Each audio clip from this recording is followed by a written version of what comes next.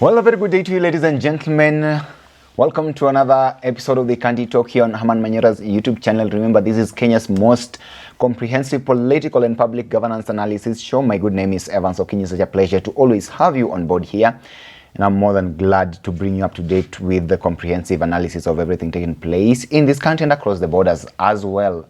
I'm also glad that you've been part of this family, and we do really appreciate. And in case you're watching us for the first time, kindly subscribe to this channel and hit that button so that whenever we upload any content on this channel, then YouTube will automatically notify you. This fine morning, I'm joined by Wakili Willis Otieno, one of the most sought after constitutional lawyers in the country. Wakili, how are you? I'm fine, thank you. Okay. Welcome to the show once again. Thank you very much. Now, I want us to look at a plethora of issues that are actually taking place and some of the things that from a common man's views, the common man do not actually understand what these are. Now, one, people are actually asking and questioning the president's tone and how he addresses people with his statements of his policies. His plans are unstoppable.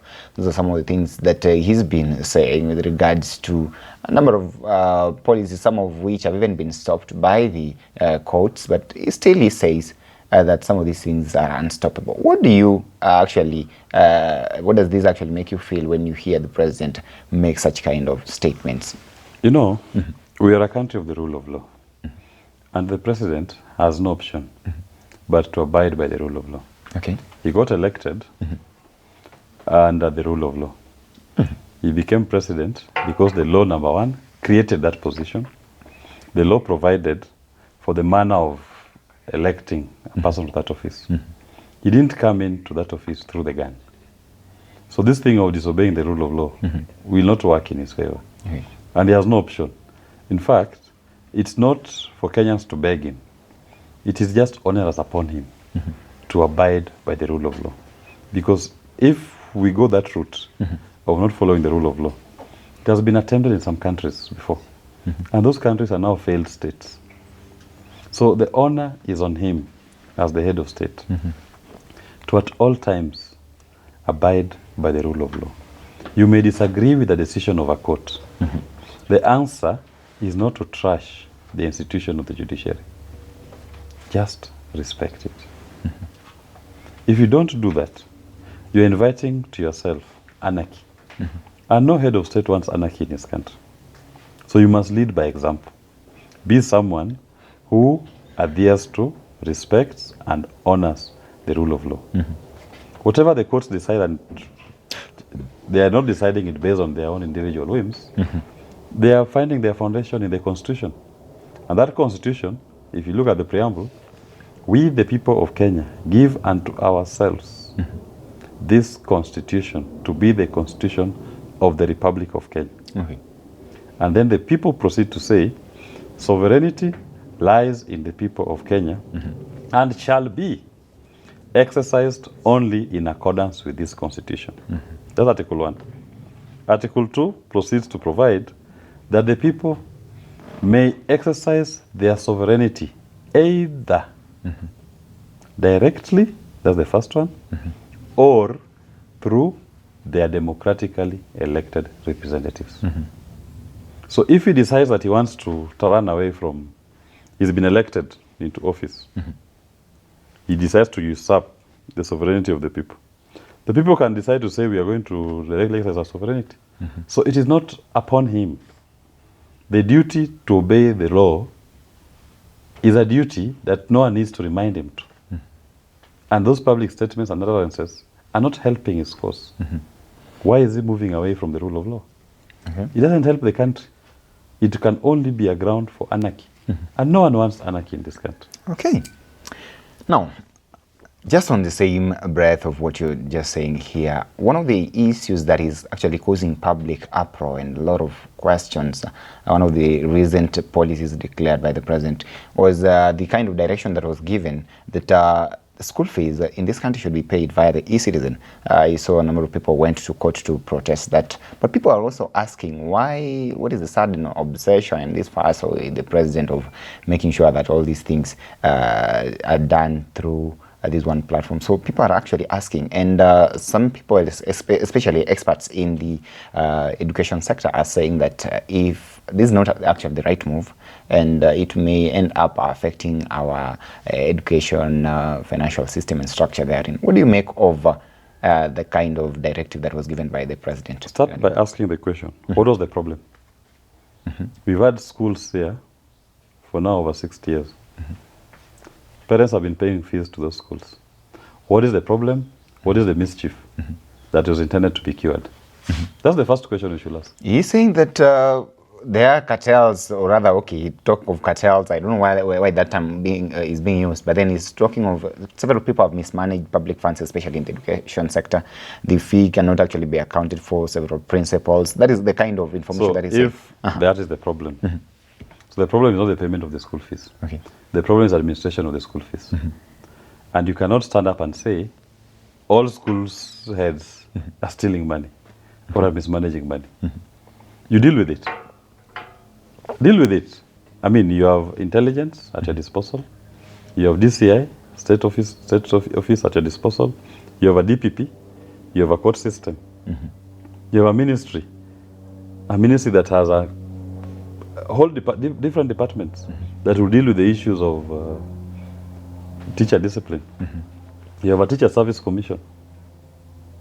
I mean, if the problem is mismanagement of funds, so you have even an auditor general, a national audit office. Go and audit those schools. All the teachers accountable. And the ones who are misappropriating funds, take them to court. Because that was the problem. If, for example, I have a sore on my feet, and I just need to be bandaged, cleaned and bandaged, and you go to a doctor and he's telling you, I need to cut my entire leg. I mean, how does that deal with the problem? That is no longer dealing with the problem. You are now applying a radical treatment that is actually affecting my own life as a patient. That is what it's doing. If the problem was that in some schools, because also you can't say in all schools, in some schools there's been mismanagement of funds. How can not centralizing everything deal with that problem? Why not come up with administrative mechanisms? Empower school boards or school parent-teacher association committees to have an oversight role in those schools. So that if you say the parents at a forum will always approve the audit reports of the school, go through them. The parents have an oversight over the collections. They have an oversight over the expenditures of the school. And you have the audit office doing the audit. And you have DCI and you have ESCC doing investigations if there are allegations of misappropriation of funds. Now, when you centralize everything here in Nairobi, let me ask you, Ludedongo Secondary School somewhere in Omabi, when will they receive their disbursements? Maybe 15% of the parents in that school pay their school fees using cows, sheep, maize, beans, in firewood. So, where is this portal that they'll be taking the sheep to? And that actually brings me to my biggest concern. How viable is this? That's what I'm saying. Your response to any problem must be one that understands, take your country as you find it. You've messed up the economy of this country. Parents are beaten to a pulp. They don't even have money in their pockets. They are now battering their basic subsistence goods. They go to the bush to collect firewood to take to the school as their contribution to school fees.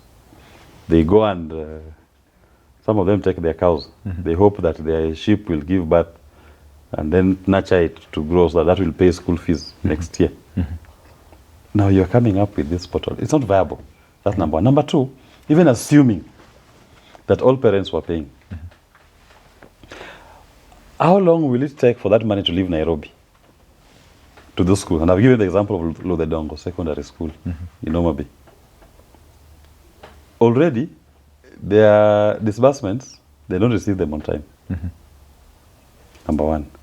Let's look at government performance when it comes to disbursement of funds. Help to students at the universities. The fight nowadays, I believe part of when you go to university today and you are help funded, you must dedicate 2 months to agitation to receive the funding. It will be delayed. Right. It will be delayed. That is guaranteed. And when it comes, it will not even come what was you expecting. Go to the next sector. Even the same schools, government capitation, delayed. They don't receive their funds in time. They're receiving funds maybe even halfway into the school term. How do they expect those students to be eating? The ones in boarding school. How do they expect facilities and equipment to be provided to those school students for the first half of the term when the money has not been disbursed? Let's go to CDF. This is a national fund. Their own money, not even parents' money, their own money. As at now, they've disbursed 40 million out of 180 million. We only have 4 months to the end of the financial year. Delayed. MPs were not giving out bursaries this year. They delayed in giving out bursaries because money didn't come from the national treasury in time. Delay. Go to counties.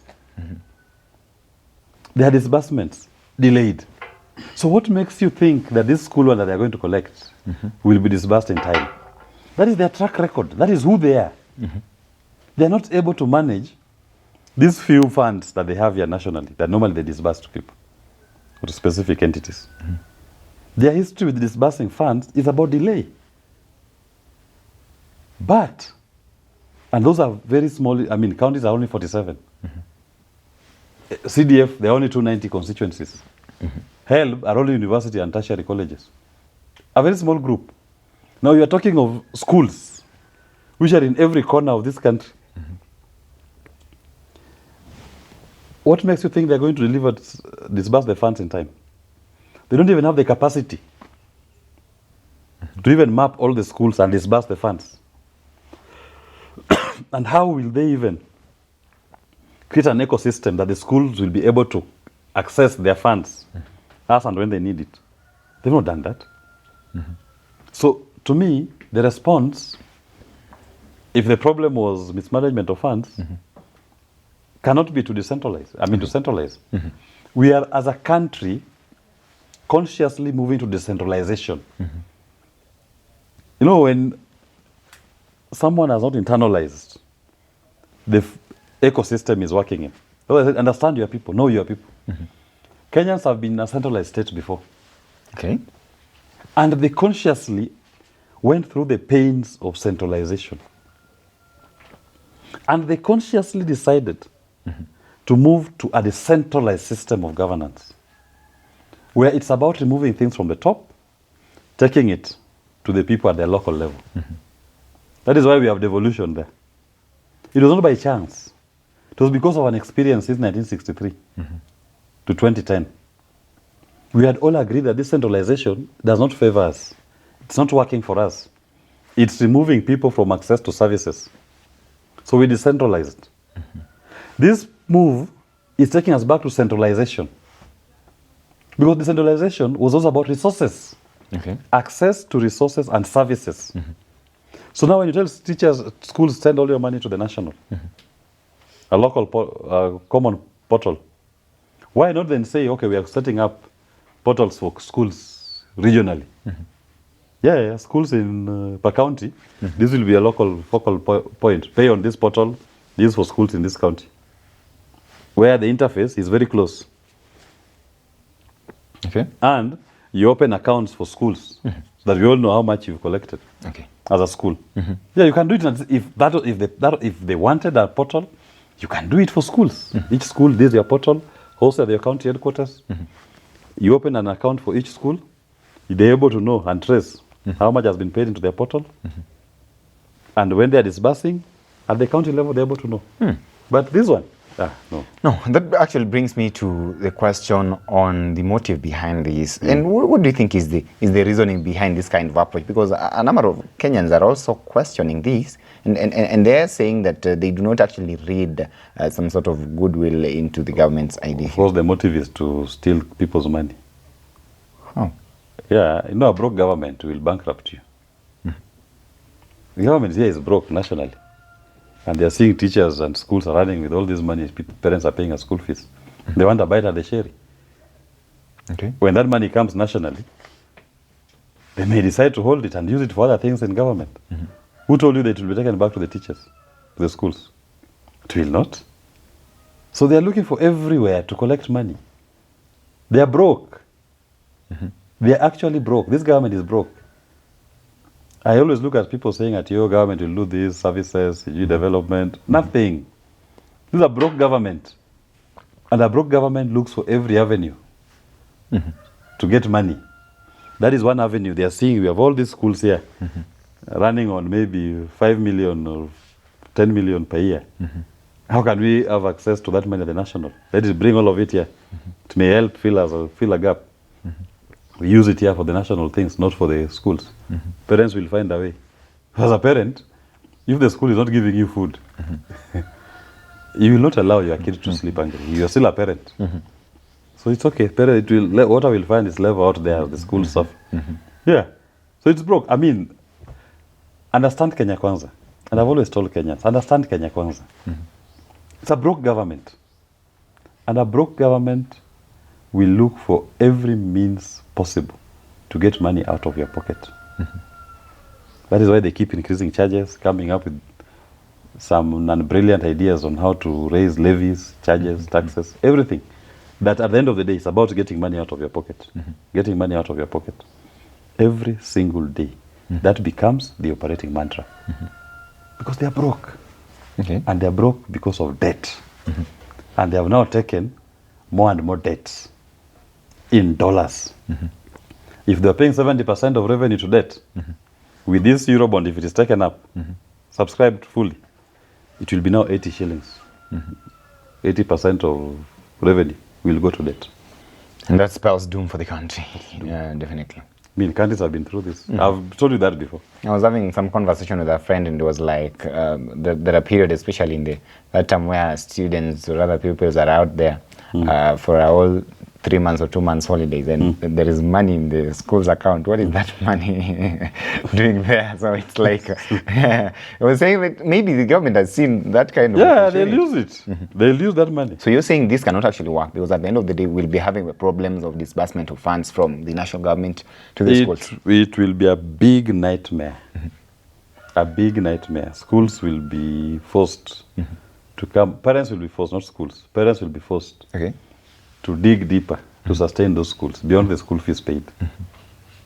Because you must understand what structures and what systems have they put in place for the schools to access this money. And I've told you, not all parents pay school fees using money. Some of them barter. So even assuming the system was working perfectly, but taking your country as you find it, that a majority of your people are poor, and a majority of those, especially those who go to day boarding schools, day secondary schools, that are not able to afford, they barter for school fees. Now those kids, off the blocks, they're out of school. Yeah, off the blocks. Because there's no headmaster who is going to take your goat to the portal. So what will you do with that student? So you'll send him home. So off the blocks, you've just said, this number of students, you are off. You're no longer studying until you get money to pay to the portal. Is that a solution? You know, Kenya Kwanza is hell-bent on disenfranchising and delegitimizing the future generations of this country. I always say I feel sorry for the people going to school during Kenya Kwanza regime. The kind of things they are being shown, the real character development they are going through. If it is not CBC, it is JSS, Junior Secondary School. Now it is school fees. Then you go to capitation. As Kibaki loved us, in retrospect we can say, those of us who matured in Kibaki's time, he loved us. The school system was functioning. And it made us who we are. These ones. But not to worry. Those of us who benefited from Kibaki will not shy away from calling bullshit when it's being served on the table. This is bullshit that they're giving our kids. And we must call it for what it is. Well, that is it from Wakili here. He says that we are actually facing a dilemma in the country with regards to that. But of course, the president says that the plan is unstoppable. It's okay. He will have his day with destiny. Let's wait and see. It's not the first plan in the history of. It's not the first plan in the history of this country. Yeah. So the people will have their say. Definitely. Let's wait and see what actually happens with regards to the government's directives that all school fee be paid via the e-citizen portal. And of course, he's always said that some of these policies are unstoppable. Well, what do you think, or what do you make of the president's assertions? And what do you think about the kind of directive that we've just had a conversation in here? Do you think that perhaps it will help curtail what he has termed as mismanagement of public funds by the officials who are actually responsible for various schools across the country? Thank you for tuning in, ladies and gentlemen. In case you're watching us for the first time, kindly subscribe to this channel, and of course, stay tuned to some of our programs that will be always coming up here. We have Jadil Kabiro, Richard Mwenja as well. That is the whole team of Nairobi Review that is ready to bring you up to date with the comprehensive analysis of all that is taking place in this country. From my desk, allow me to stop at this particular moment. My name is Evans Okinyi. Such a pleasure to always have you on board. Till we meet again, have yourself a lovely day.